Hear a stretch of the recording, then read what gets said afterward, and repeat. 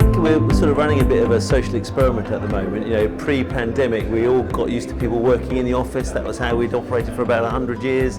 I suppose the challenge now is how we do that going forward. I think it's really difficult for people who are joining an organisation when you're working in this sort of different sort of setup, really.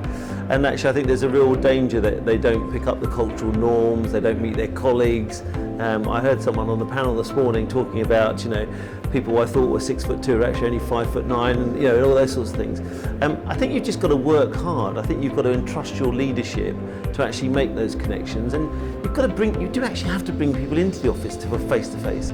There's no conceivable reason now not to be the leaders that you, I'm sure, aspire to be in this region, to increase prosperity for people today, in real time, and protect the interests of future generations at the same time. I think that future of work is really important, and in the Freeport, as you were talking, that I represent, we need to have innovative employers because we're going to create new jobs and we want those to go to local people, and the way people employ them is going to be crucial to those taking those jobs. So I really reflected, and what Jonathan Porritt said at the end was, you know, it's a good challenge to all of us. We're trying to be as green as we can, sustainable as we can in the Freeport. I think it just needs to work with our local communities, that sustainability. And finally, you know, to hear the insight from the Bank of England is always great, to get the statistics behind the decisions. So I thought that was a really great insight. When I go around talking to businesses in this area, getting people is the number one concern for many, many businesses we speak to. Before COVID, we had a range of skills shortages. Now it's just people shortage. And getting staff, keeping staff has been the number one concern of many, many businesses around this area and around the country nationally.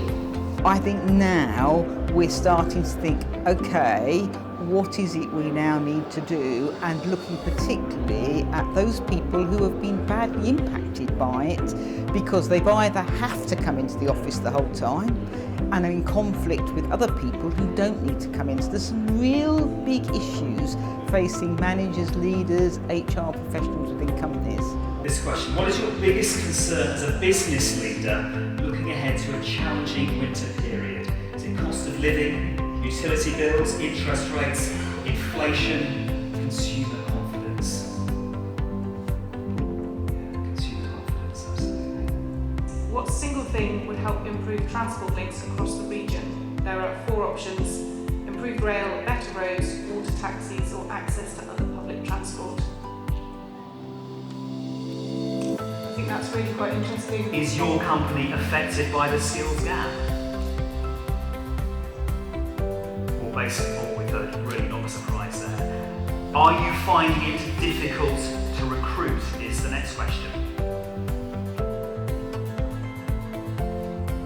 Yeah, clearly a major concern again based on what we've heard.